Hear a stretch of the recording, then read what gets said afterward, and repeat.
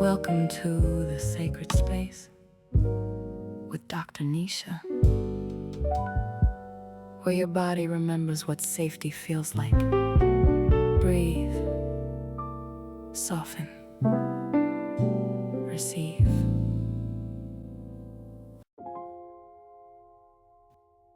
Today we're entering the third step of the sacred framework, connection. Safety makes it possible to arrive. Awareness helps us notice what is present. But connection is where we stop observing ourselves from a distance and begin meeting ourselves with honesty. This episode is called Mirror, Mirror, and this will not be a conversation about vanity. It will not be a lesson about convincing yourself that every part of you is perfect. This is a reunion. A reunion with the woman you may have spent years trying to improve while forgetting to love her. If you can, listen to this episode somewhere private, either early in the morning or late in the evening. Have a mirror nearby, large enough for you to see your face clearly. Don't worry, you don't need it yet, and when the time comes, I'll guide you. And if looking into the mirror feels emotionally overwhelming today, you're not required to force it.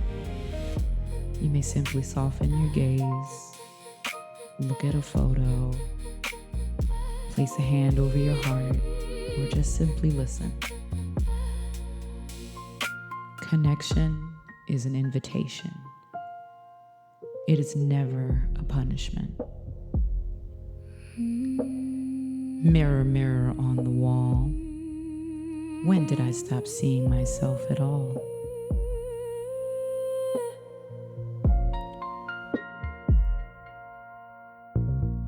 I do not need to earn her.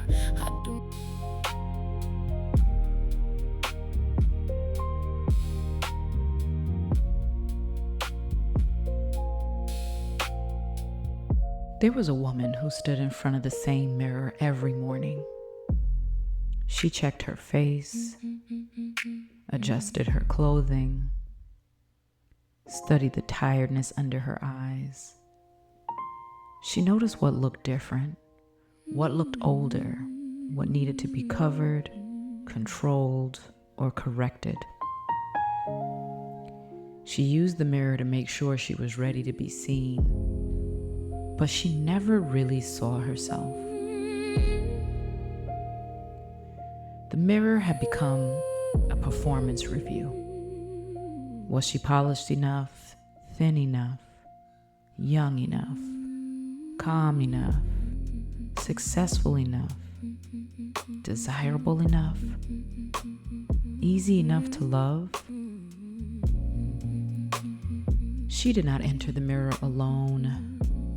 She brought every standard she had absorbed, every comparison, every careless comment, every person whose approval once felt like safety. And after hearing those voices for long enough, she stopped recognizing them as other people's expectations. They began to sound like her own voice. Mirror, mirror on the wall, tell me, what must I fix before I am worthy at all?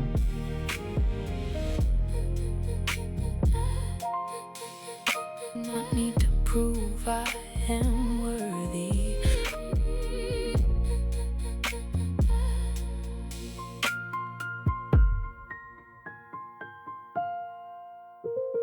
Maybe you know this woman.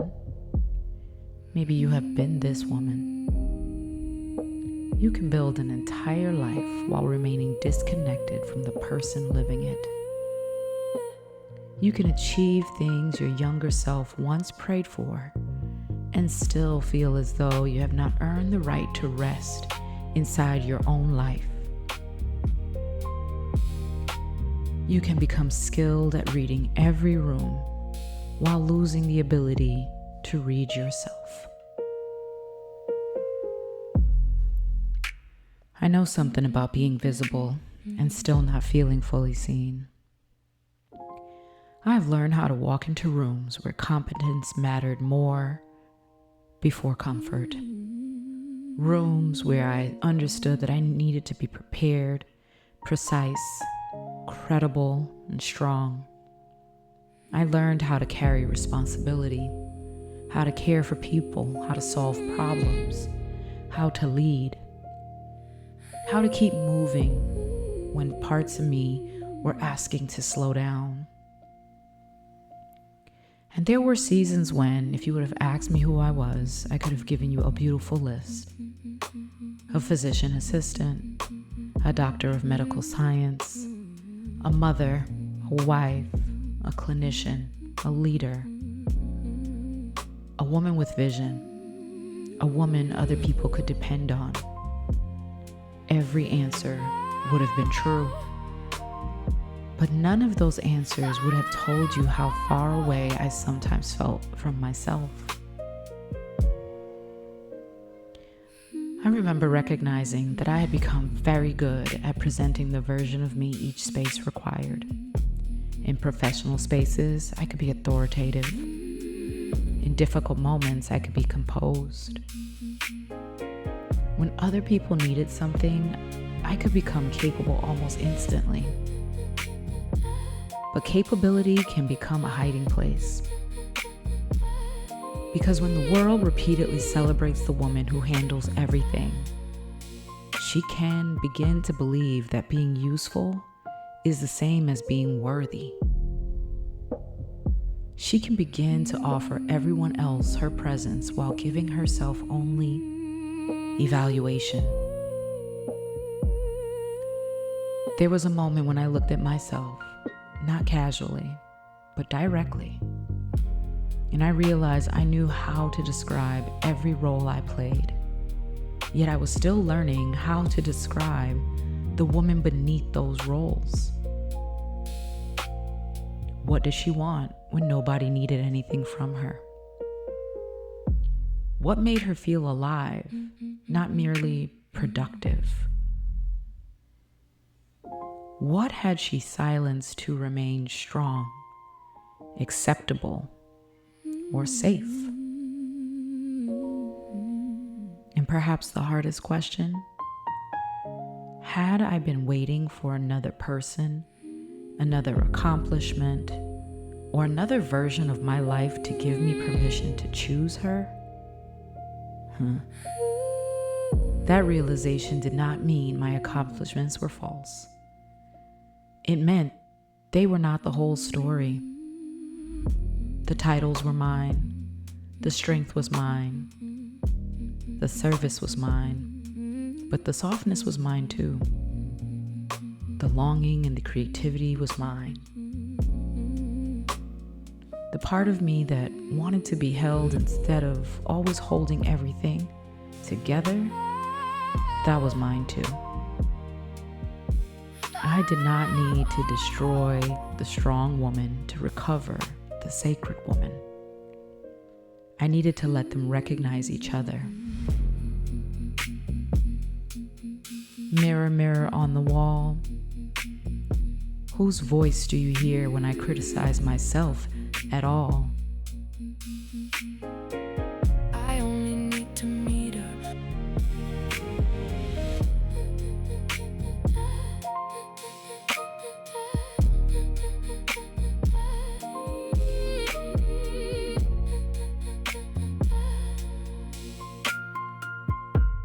There's a reason an old critical voice can feel like truth. The brain is a prediction-making organ. It uses repeated experiences to create familiar pathways, shortcuts for what to expect, what to notice, and how to respond. If criticism has been repeated, the mind becomes efficient at finding evidence for criticism. If comparison has been practiced, attention learns where to look for deficiencies. If your nervous system learned that acceptance depended on being useful, pleasing, perfect, or quiet, those patterns can begin to operate automatically.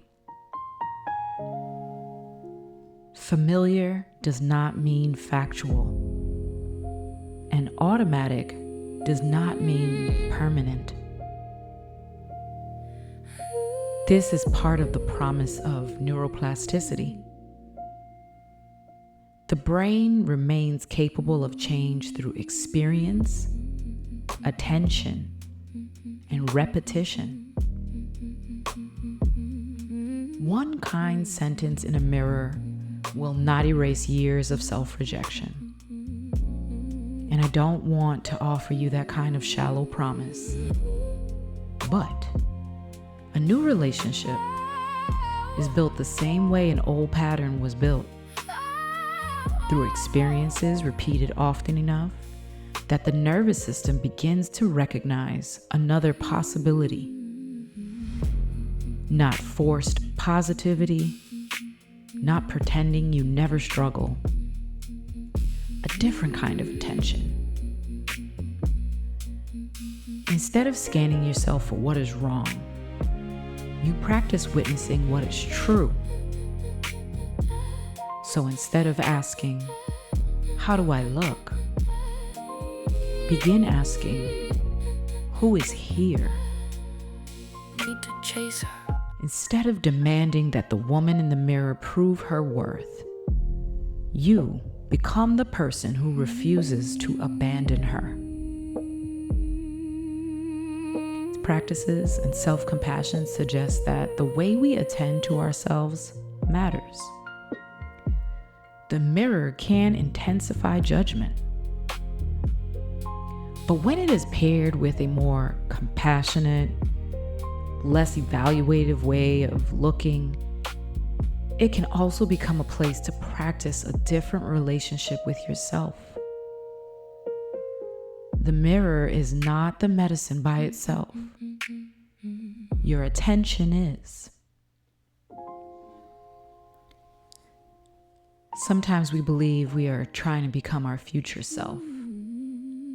We imagine her as more confident, more disciplined, more powerful, more healed.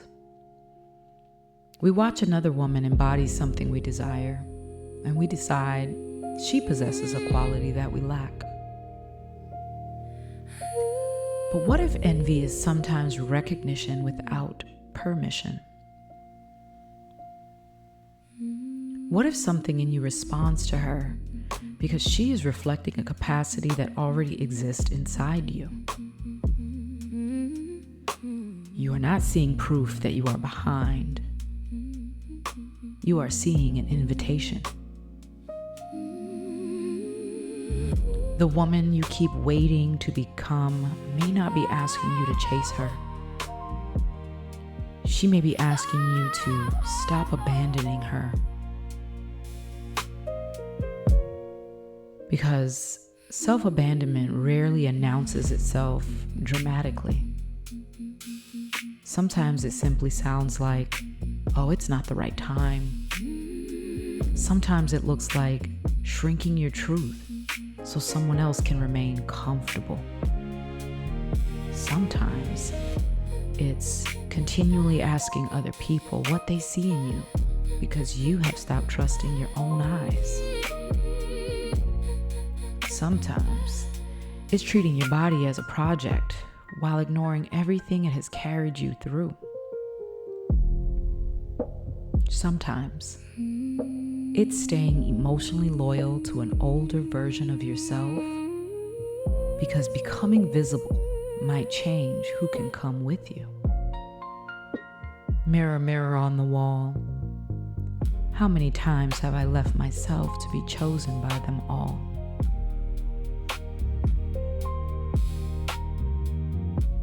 If it feels safe now, bring your mirror in front of you.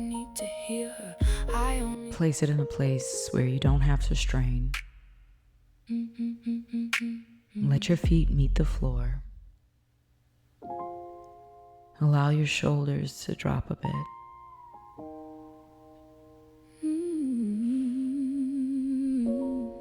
Take a slow breath in through your nose and release it through your mouth.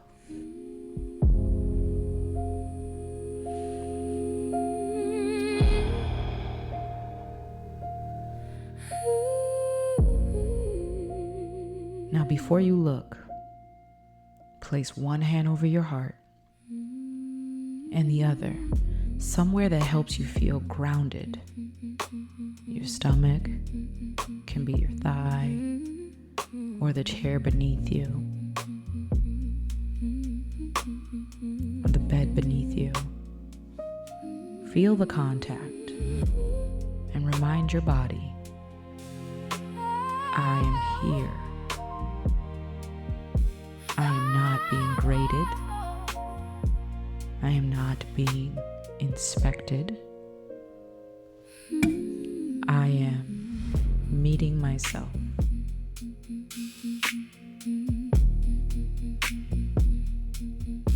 Now slowly lift your eyes toward the mirror. Do not scan your whole face. Find your eyes.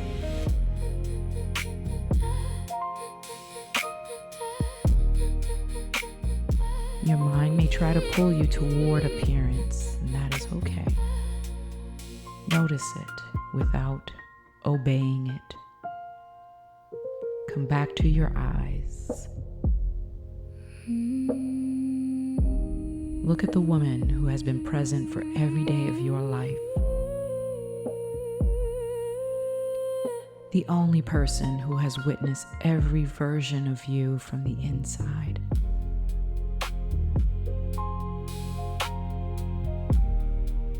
See the little girl who first learned what made people pleased with her. The girl who may have learned to be good, quiet, useful, impressive, or strong. She is not gone. Say softly, I see you. See the young woman who made choices with the tools she had at the time. The woman who may have confused being chosen with being valuable. The woman who tried to earn love by giving more of herself away. She does not need your shame. She needs your understanding. Say softly, I know you.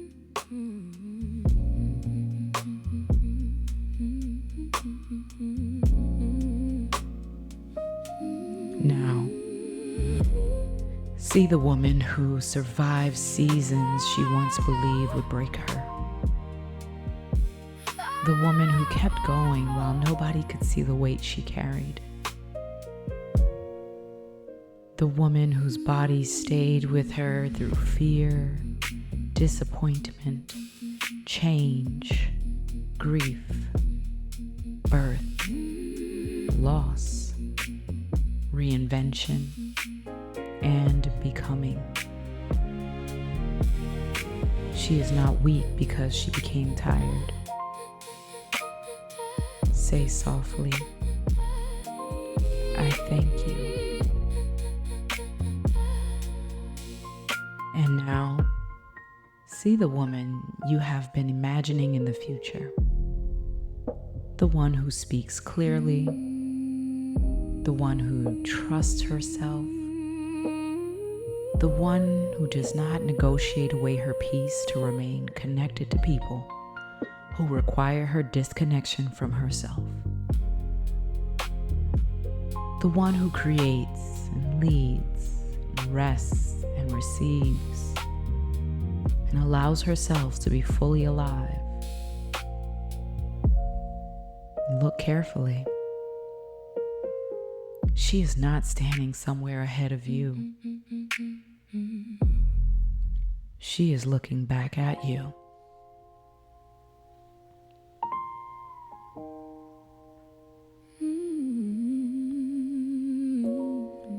Say, I choose you.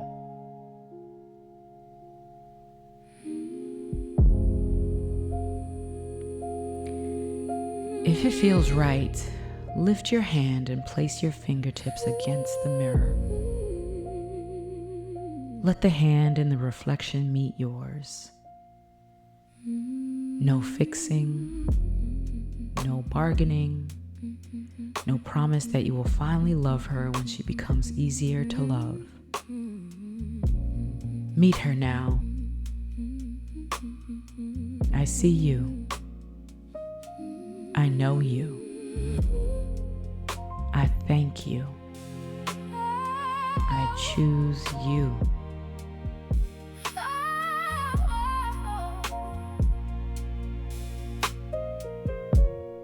Now repeat after me.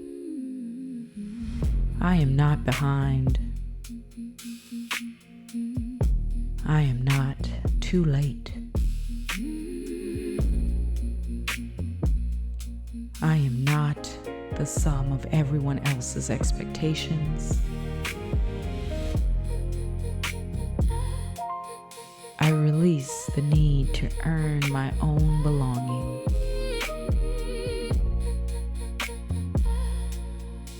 I can honor who I have been without remaining who I had to be. The woman I have been waiting for is already here. She is me. She is me.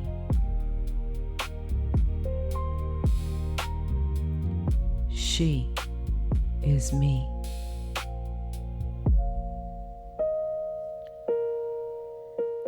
You may not feel transformed when you lower the mirror, and that is not failure. Connection is not one dramatic moment. It is the decision to keep returning. It is noticing when you speak to yourself in a voice you would never use with someone you love, and choosing again. It is allowing your needs to carry information instead of shame. It is letting your body be a home rather than a public project. It is refusing to disappear from your own life while you wait for someone else to see your value. The goal is not to stand in front of a mirror and manufacture admiration every day. The goal is to become trustworthy to yourself. To become the woman who does not leave when life becomes uncomfortable. The woman who can tell herself the truth without cruelty. The woman who no longer requires the mirror to declare her worthy because she brought her worth with her. Mirror, mirror on the wall, I am no longer asking who is worthy at all. I came here to remember. She is me.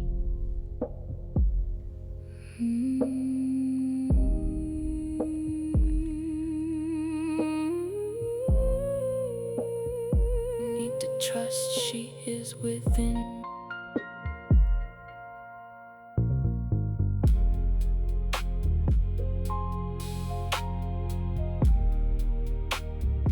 For the next 7 days, I want you to practice a 60-second return. Stand or sit in front of a mirror. Find your eyes before you notice anything else. Place a hand over your heart and say 4 sentences. I see you. I know you. I thank you. I choose you. You do not have to feel every word immediately. Let the practice be an act of loyalty before it becomes an emotion. And afterward, write one sentence. Today, choosing myself looks like. You can answer by maybe saying resting, speaking, leaving, beginning, asking for help, setting a boundary, while creating something, keeping one promise to yourself.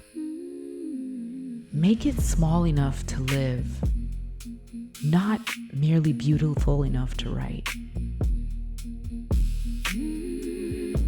Before we close, take one more look at the woman in the mirror, if she's still in front of you. Not her skin, not her age, not the evidence of what she has survived. Look into her eyes. She is the girl you protected. She is the woman you became. She is the future you keep reaching toward. She was never asking you to chase her. She was waiting for you to choose her.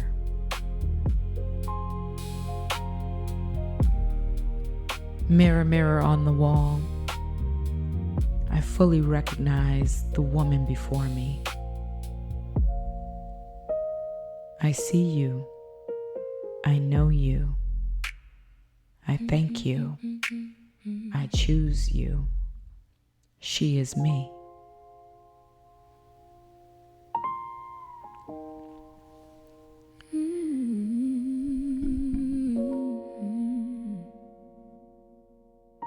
Need to chase her.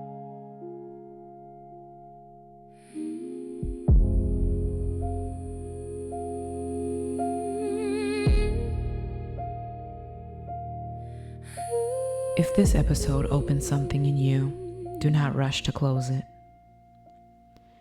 The companion sacred reset for this episode is called She Is Me.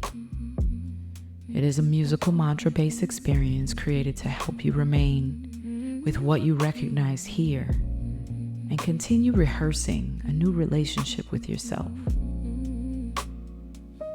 Listen to it after this episode, during your morning mirror practice, or whenever you feel yourself disappearing beneath comparison, performance, or someone else's expectations. And if this episode brought someone to mind for you, a woman who has forgotten herself beneath everything she carries, send it to her. Not because she needs fixing, because she deserves remembering too. Thank you for meeting me here in the sacred space. Until next time, come back to your body. Come back to your truth. Come back to the woman who has been waiting for you all along. She is not ahead of you. She is within you.